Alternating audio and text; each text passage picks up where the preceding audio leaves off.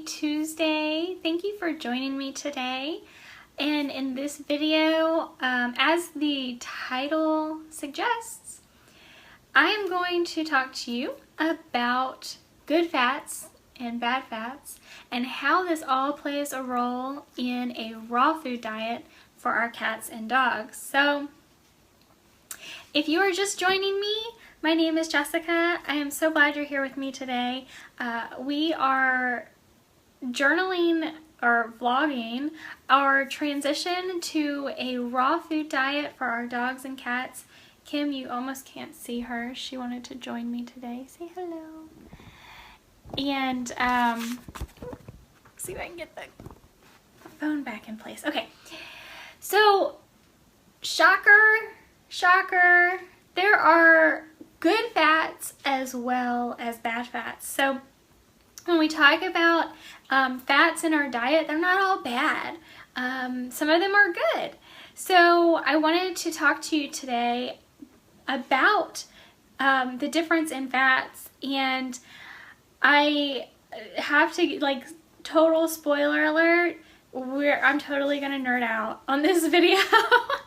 So if you're interested in science and biology, even if you're not, I'm really gonna try to break this down as simple as I possibly can to help everybody understand exactly what I'm talking about. And the reason that I wanted to talk about the difference in good fats and bad fats today is because during doing the research in our transition to a raw food diet, hey sweetheart, she's staring very intently at me. In the transition to a raw food diet, I have ordered a product, and I am not endorsing this product. I haven't tried it yet, but I have ordered a product called Brain Octane, and it's supposed to get here today. I'm expecting it to arrive today, and I wanted to do a little bit more research to explain exactly why I ordered this product, what it is, how I intend to use it in our transition to a raw food diet. So let's get right into this. Okay, MCTs versus LCTs. That's the basis of what this video is going to be about. And MCT stands for medium chain triglyceride. LCT stands for long chain triglyceride. So that's the difference. When I say MCT or LCT, that's what I'm referring to. An MCT is a fatty acid that is made up of 8 or 10 carbon chains. And that's why it's called a medium chain, because of the number of carbon chains that make up the fatty acid. A long chain triglyceride, or an LCT, has more than that, 12, 14, 16, 17, and so on, chains of carbon that make up the triglyceride or the fatty acid. So why is this important? Why should you care about this? And why does it matter that I am talking to you on Facebook Live about MCTs and LCTs? What should you care about carbon chains? And when I talk to you about carbon chains, I can see in my mind like your eyes glazing over, but God, seriously, this is so important, and so it's going to help you understand the products you're purchasing and why you're purchasing them. And you have to be the advocate for your pet, so you have to learn these things.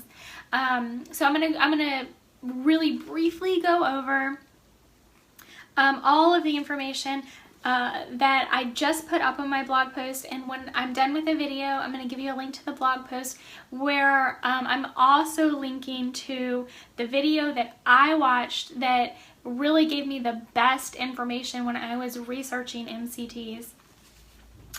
Because I want you guys to see it too. And in that video, her name is, I want to say Melinda, I wrote it down, Melinda Culver, who is a PhD, and she studies fats and fat cells and how they work in the body. So she is highlighted in the video. It's a podcast, and So as soon as I'm done with this video, I'll give you a link to my blog post, which also links to that video, so you can watch it if you want some more detailed information. Okay, MCTs and LCTs, I just told you what they are, how they differ. So if you can imagine, we're talking about good fats and bad fats. MCTs, the medium chains, those are 8 or 10 carbon chains, are the good fats. And then you have the LCTs, which are the bad fats, but don't completely negate these from your diet. I'm going to talk about this in a little bit. Don't completely negate these from your pet's diets either. Really important, we still need some of those LCTs. So where can we find MCTs? Well, they occur in a number of places naturally. The most common are going to be in coconut oil and palm oil, but MCTs are a derivative of the coconut oil or palm oil, because overall, when you're talking about coconut oil or palm oil, you're getting some MCTs and a lot of LCTs. So if you're just strictly looking for MCTs, you need a derivative. You need to find a product that has pulled the MCTs out of the coconut oil or the palm oil or wherever else they're going to get the MCTs from. And that doesn't mean that the LCTs are 100% bad for you or your pets. They're not. You just don't need near as many of them. So when we're talking about fats, if you do need to add LCTs or long chain triglycerides to your pet food, then you can start just adding coconut oil, and we'll talk about how you might notice that your pets need some LCTs in their diet. But so cats and dogs we know are different. So let's start out with dogs. And the reason that I'm saying you a lot is because, you know, us as humans, our cats and our dogs, we're all mammals. So we, like, overall as an umbrella, kind of need a lot of the same things, and our bodies function similarly because we're all mammals. So when I'm talking about and when I'm researching what our dogs and cats need, specifically while I'm researching this raw food diet, I'm seeing a lot of the same science behind what's going on with our dogs and our cats.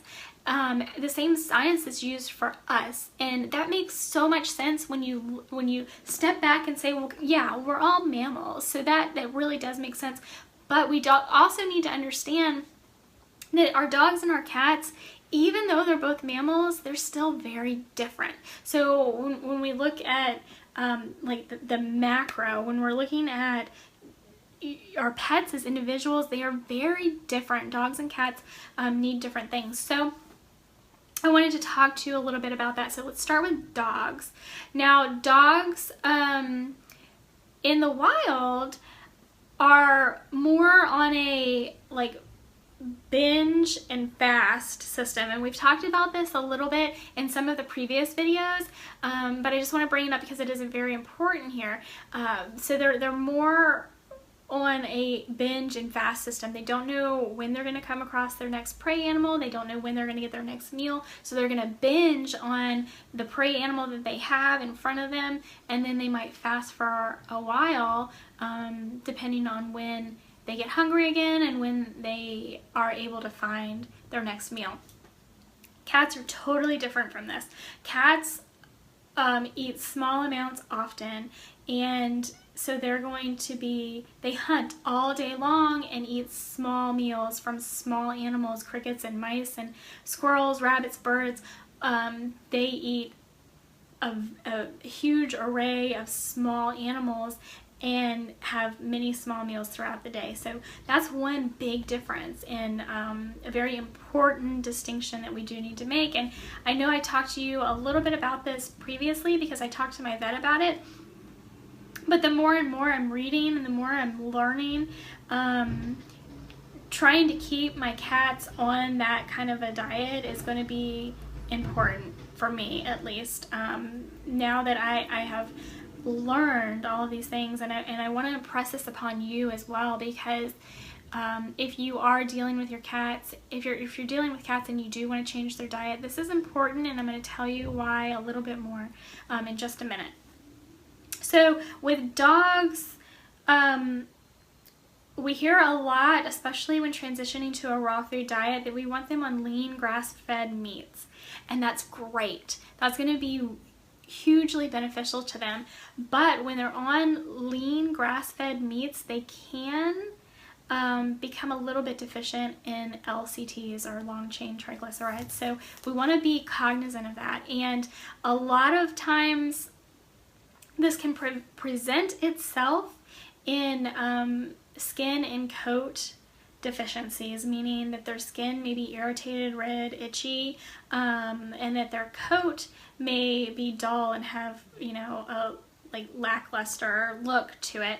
And we've seen this a lot, and it happens often when our dogs have an allergy to something, and specifically a food allergy, but all kinds of allergies. Whereas when we have allergies, we tend to have nasal symptoms, and our eyes get puffy and red, and we sneeze a lot. Dogs don't have that same effect with allergy. It presents in their skin and coat. So when you do have these symptoms in your dog, one of the things you do need to look at, of course, is their food, not only for an allergen in their food, but also it could be an imbalance in fatty acids. So we want to look at the MCTs and LCTs that they're getting and try to make some adjustments there, because an imbalance of fatty acids will also present in the same way as an allergen in your dog. So that's very important for you to understand, and I think very often overlooked by veterinarians. So when you do have a dog who is presenting with these symptoms that are aligned with an allergic response, you want to also bring up to your veterinarian that it could be an imbalance in fatty acids, and you might want to look at adding MCTs or LCTs depending on how your dog's diet currently is going.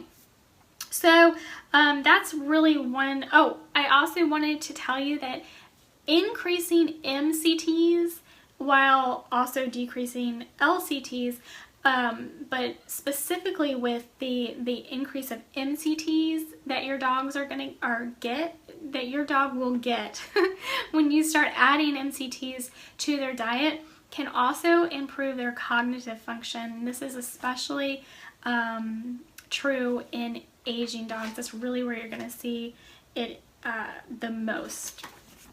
So now that we've talked a little bit about dogs, let's switch it over to cats. Now with cats, as I just told you, they are more on a system where they hunt, and they hunt all day long, and they eat many small meals all day long and all night long.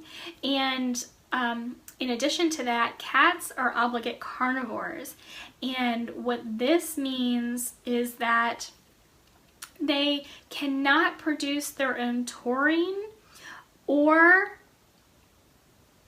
arachidonic acid. I wanted to make sure I got that word right, which is why I looked down at it. Arachidonic acid, which is another omega-6 fatty acid, and so they cannot produce these on their own. They have to get it through their food source, and in order to get it through their food source, they need high quality proteins. Now this differs from dogs because dogs are not obligate carnivores. They are carnivores, and there's some discussion out there, are they really omnivores and not carnivores? And I think that has a lot to do with the junk that we've been feeding them for the past half century. But cats are obligate carnivores. They cannot produce taurine on their own. They cannot produce arachidonic acid on their own, and as such they have to get it through their food supply. And they need large amounts of high quality proteins and large amounts of high quality fats, more so than dogs need.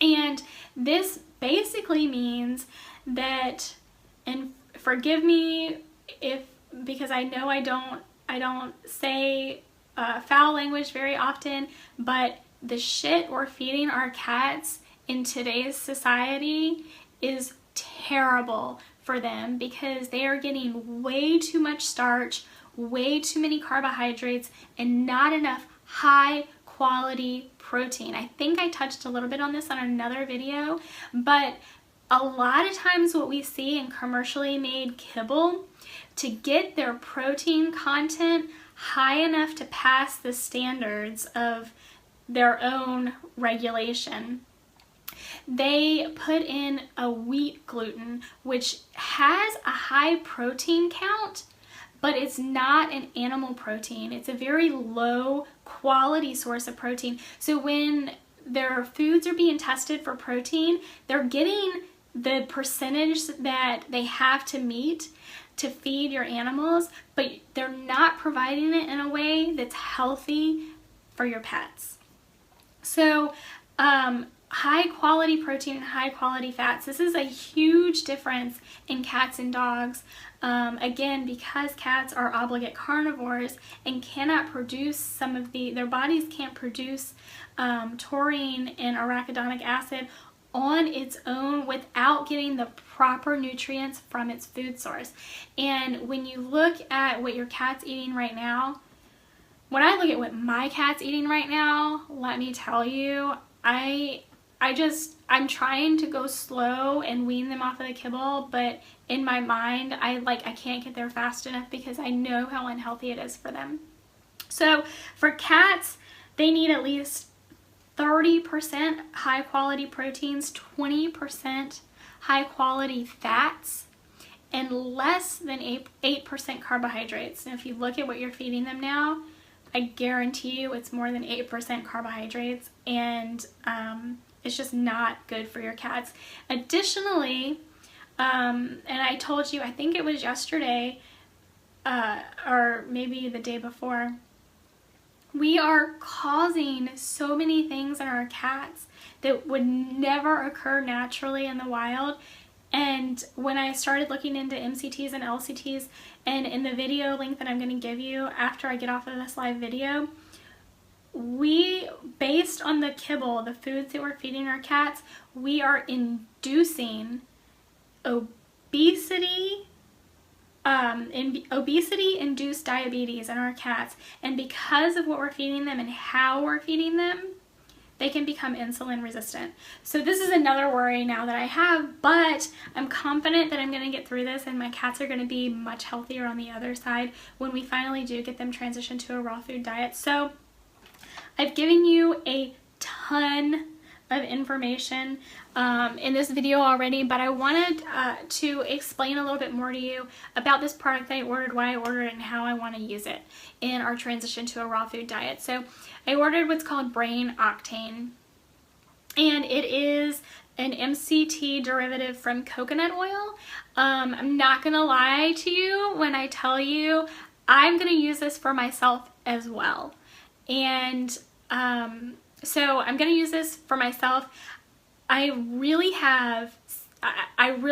want to use this for my cats. I don't feel my dogs are gonna need it as much, but I'm gonna try it a little bit with them as well. My dogs are already on a very healthy homemade dog food where they already have a very reduced carbohydrate intake as it is. My cats, as I've been telling you these past 8 days, are on they receive wet food, but they still love their kibble, so they're getting tons of carbohydrates.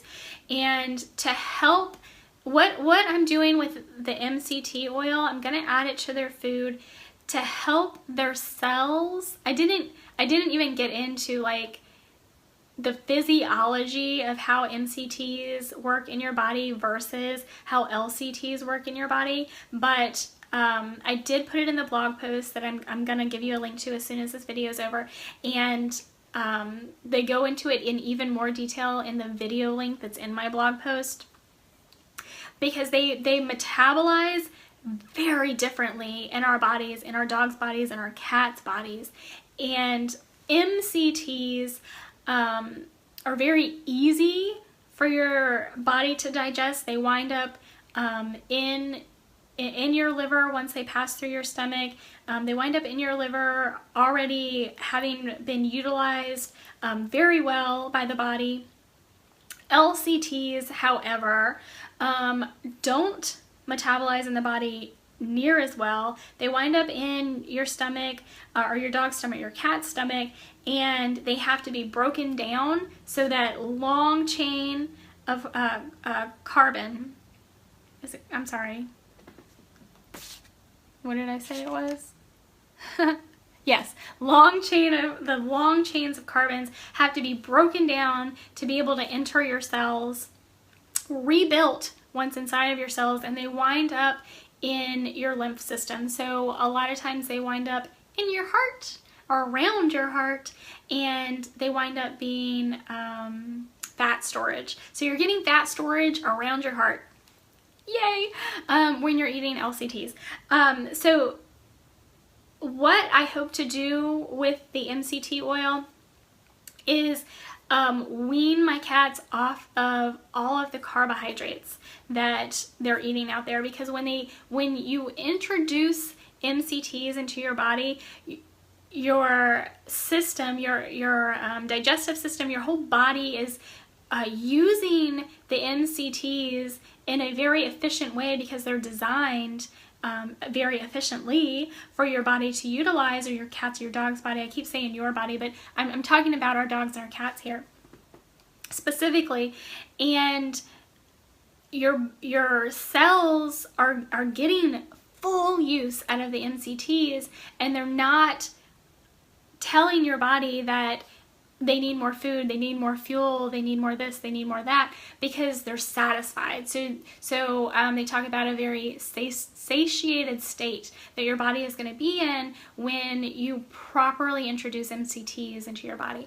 And this is what I want to do specifically with my cats, and again myself, to help wean them off of the kibble and the carbohydrates, so that I can introduce a raw diet to them, and I'm not affecting a weight loss in them that is too drastic or too rapid, because I don't want to introduce them to fatty liver disease, and I don't want to induce any sort of insulin resistance in them as well. So I want their bodies to work very efficiently, and at the same time I have to take these carbohydrates away from them.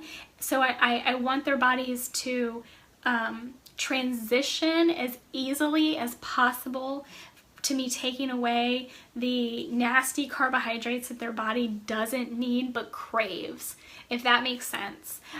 So that's how I hope to use the MCT oil. That's my intention, specifically for my cats.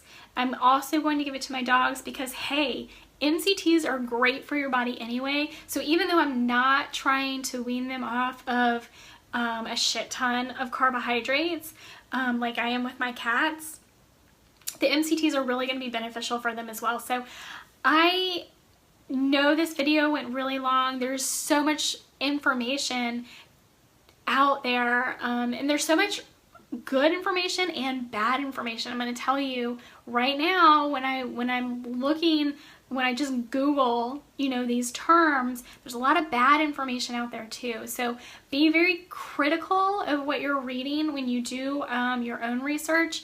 And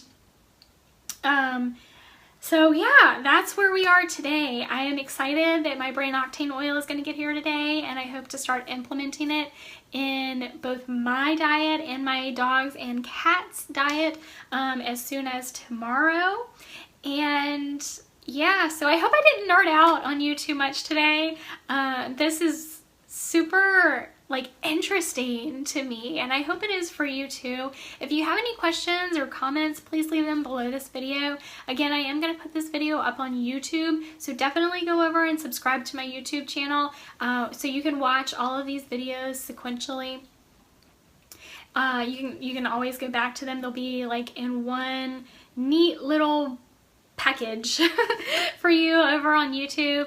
And I am also very active on YouTube, so if you leave your comment here on Facebook, if you leave your comment on YouTube, then I'm very active on both. So if you have any questions, you can always direct message me or DM me if you prefer to contact me that way. If you have any questions about MCTs and LCTs and how they differ and how they work inside your body, your cat's body, your dog's body, very similarly, how they work in actually almost identical. Like, there's very little difference in how they work in our body versus our dog's body versus our cat's body. So any questions, comments, any questions, comments, just leave them below or direct message me.